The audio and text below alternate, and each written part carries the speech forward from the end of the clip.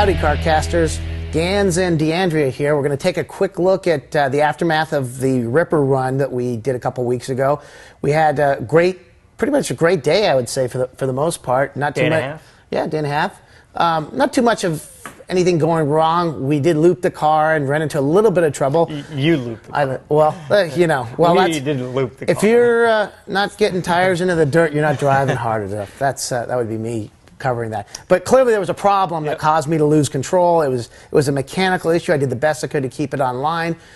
Needless to say, I think what ended up happening when we got rid of the old 11-year-old track tires that were on the car, we took those off and noticed there was some axle fluid inside of the rim, which looked a little suspicious, like a bad axle seal. And in looking at the brake calipers, it looked like they got swamped with it too, but it was hard to tell. So what we did was pull the rim off, take a look at it, and decide that, yeah, better off not to drive until we take a look at it. If we have to replace a seal, it's a pain in the ass, but not too much work. And we tore it down, and what we found was the seal is in fact fine.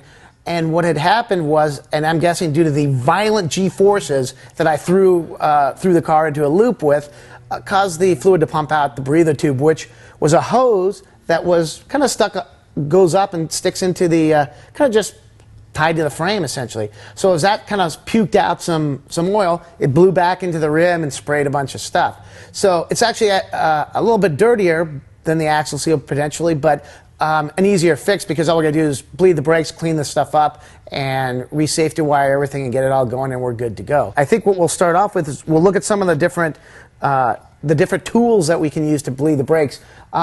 There's a variety of like Swedish vacuum pumps, big pumps, handheld pumps, all the way down to the simple, and one of the most used one is the soda bottle or water bottle with a hose in it, which is, you make that stuff yourself, to the fancy schmancy version from Tilton Engineering, which is about $15-20, and it's a nice piece with a hook, and we'll show you that. All the way to my favorite tool, Matt DeAndrea, who's going to be it's not the first time I've been called a tool. But we take our punches low here. The thing that's nice is any one of these things will work. I always prefer the final bleed done by somebody pumping the brakes, and it always seems to me to be better. I've used all of these at one point or another, and they all work pretty good. Give them a try. They're not too expensive, except for the big vacuum pump, which we'll show you how that works. And that's actually dynamite for setting up new cars and trying to prime the system effectively. So we'll take a look at that, and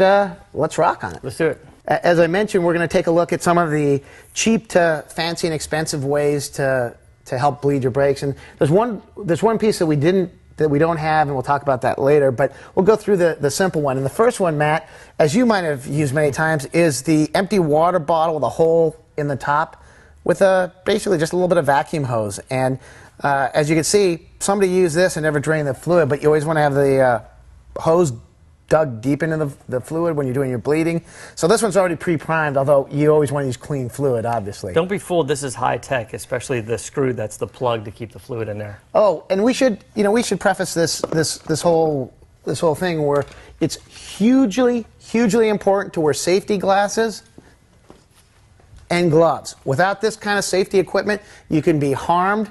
Please listen to us. We know what we're talking about. It's important. So when all's said and done, you need to use that stuff. All right, let's carry on here. So that's the first one. You can make that yourself, for free, essentially, with a piece of hose. And that's a good way to go. Just make sure the hose is the right size to fit over the nipple on the brake caliper.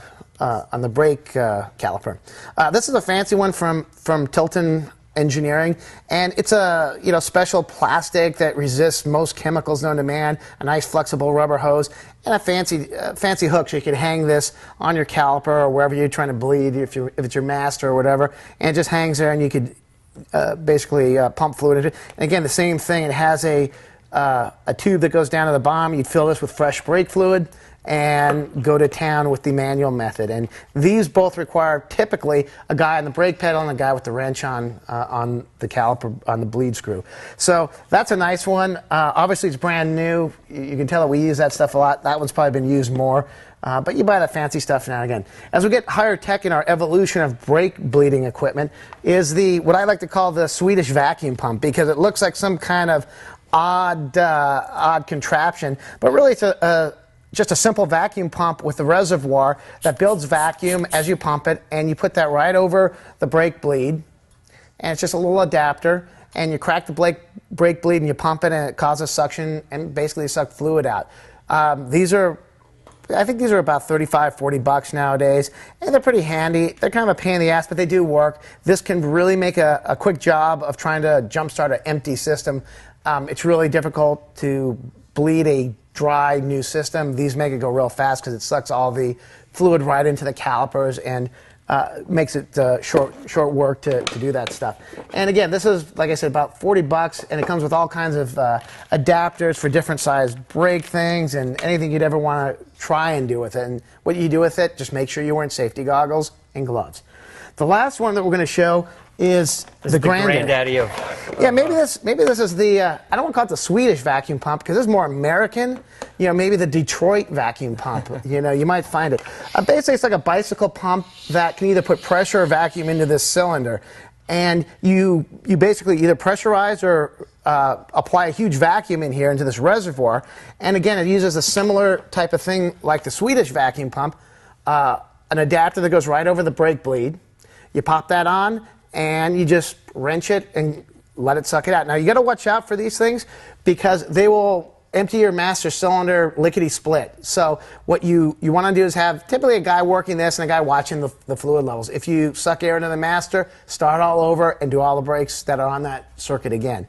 But this is nice. It takes all the brake fluid, dumps it in here so you can go to town without having to empty the bottle a bunch of times. And in general, it's pretty good. I found this one okay.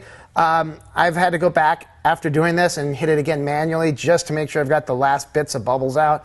And it's not a bad idea either way. Yeah, to be honest, I always like the manual mat pump the brakes and just make sure that it's coming out clean without any bubbles. But this is an easy system to use, and especially if you're going to do all the lines or if you're putting on a fresh new brake system, you got to move a lot of fluid. This is a good pump to use. Right, you can use it to suck the oil out of the engine. There's all kinds of weird things that they give you for it, but for me, it's mostly the brake bleeding, and it makes short time of it. A little more expensive though. So if you're just going to do one car and not do it again, this probably isn't worth your time or your money. But yeah, I think this was about $130 from Amazon, and reasonably good job. And it's good quality, and I'm sure we'll find other dangerous things to use as we build more projects with it. The one other piece that we did not talk about is the bleeds that have a spring in them, and it's like I can't remember the name of them, but basically you change out your bleed screws for these, and there's a spring in it, and it allows you to crack them, and then you put the hose on it, and it's a one-man bleed system. And that's fine, but you always have some friend that needs a six-pack of beer or something, so you know, they're about, I think, $15 a pair, and on a car with a good amount of bleeds, you're into that $40 for something that a six-pack of beer. But they're neat. They're probably a good idea if you're a solo guy who likes to work on his car alone. I haven't tried them. I probably will because they look like a neat idea. The last couple bits that you want to take care of is have plenty of brake fluid on hand. And I like Modal. There's a lot of other brands that are good. This is a real high-quality brake fluid. I've been using it for years, and since I'm a bad driver, the brakes hold up. I know that it works. That's my thing on that. On the cars that we're driving, we usually use a higher temp race fluid, but it's very important that you check the manual on your car to find out what is the proper brake fluid. You can also do a lot of research online and contact the brake fluid companies to find out what will work best with your car. You don't want to get that wrong. Yeah, better to have the right information and a higher quality brake fluid, and a lot of it on hand. And also is try not to use old brake fluid. If it's been on your shelf for 6 months, toss it and buy another. These are about 18 bucks a pint now, or half a liter, since this is the metric system these days. And it's worth every penny, and it's good to flush your system now and again. I just did it when we took the car out the last time, and the brakes were definitely a little bit more responsive, and as such, that's probably what caused me to spin, not used to the good brakes.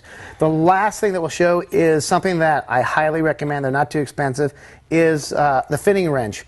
And a lot of the wrenches you have will probably work, and open end will work, but some of the bleed screws are really in there tight, and if you try and wrench on them with just a regular socket, you can mash them, strip them, and then it's a pain in the ass. You got to take the whole thing apart. It's better to get one of these. They make contact almost 360 degrees except for the opening for the pipe. And as you get the smaller fittings, you definitely need to use this, because I've run them with the small wrenches, and it's iffy as they get old, especially in the iron calipers. The aluminum ones aren't too bad. Usually they're either into a brass fitting or into the aluminum, and they're not too bad, but a little bit of a saver when you pick up parts that are really crappy and been used a long time. This'll unwind it for you. Matt's in the car. He's gonna be the pumper, so to speak. And what we're going to do is put the hose on. It's going to squirt into here. We'll see fluid pumping down there. And we'll do it till we don't hear any more bubbles or gushing sound. And when you do this, you'll hear an odd sound when it's full of air. And when it clears out, you hear a nice flow, and he'll feel the pedal get a little harder as each time he does it. And Matt is always appreciative of a hard pedal, as I am. Let me get my wrench on there. Okay, push her down to the floor. Hold her down. And release. And before he releases, I'm going to lock it down so I don't get any air back into the system.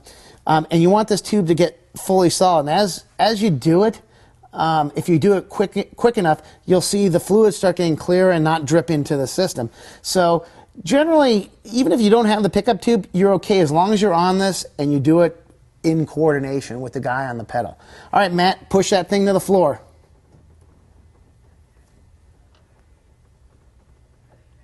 All right, you're good. Let her up. All right, push her down the floor.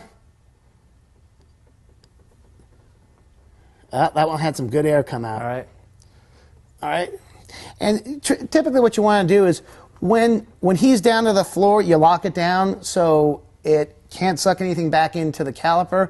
And you continue to do that for a number of cycles till, one, you don't hear any bubbles at all coming out of your bleeds. That's the process, and you just keep repeating that. You hit the inside next here, and then once that feels solid, I go back and then basically hit the other side and then recheck this one more time. One important thing you got to do as you're doing the cycle, every so often, check the master cylinder, because if you bleed that sucker dry, it's a pain in the neck to go back again, and you have to bleed the whole system. That's when the vacuum type of systems works really well. It just will suck that stuff out and purge your system almost instantly. So that's, if you're doing a dry system, highly recommend the vacuum. If you're doing an existing system, the bottle and the wrench technique works excellent as long as you have somebody to help you with it. And that's about it. Nothing more magical than that. Sometimes they have little dust caps. If you have those are great. Keeps your bleeds clean. You want the stuff to be clean. You don't want to suck any crap back into your system. And other than that, the brakes are pretty simple. You just use common sense. And if you don't know, look online. Tons of places will give you the step-by-step, from AutoZone to guys doing racing brakes, Willwood, Bear. Any of these guys have great tutorials on how to maintain and keep these things running great.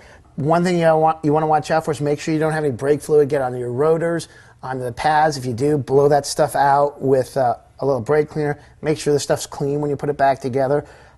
These things are important for you. Treat them like these might save your life, which is what I'm thinking, like not going over the cliff on the 341 challenge. So hopefully this stuff will all work great. We'll have a great time there. We'll have footage. We also, I think we'll put up some footage from the last run that we had up at Willow Springs Streets. Yeah, we want to thank the LA Shelby Club for inviting us out to that event. Yeah, great event. We had a great time with this, and we had an opportunity to beat on Adam's Lexus at the track as well. Yeah, it's a little interesting story about that. So Adam goes out of town, and you pull one of those, hey, buddy, let me drive you to the airport in your new car. Exactly. And then, it's a good thing, Adam. 2 hours later, we're up at Willow Springs beating the hell out of that thing. I think it's a damn good thing that Adam never watches the podcast here or the videos, so we're clean. It's funny because then at Willow Springs, I went right from the track directly back to LAX, picked him up, and I'm scratching rubber off the front of the hood on the way there. At least I didn't catch the dead hookers in the trunk. Well, he'll get caught, so you're off the hook. But anyways, I think we're good to go. We'll put the rims back on, change the oil, and this car's ready for the highway. Hopefully, good to go for 2 days of fun in Nevada. Which we'll have some footage of that too soon. Yep. All right, on.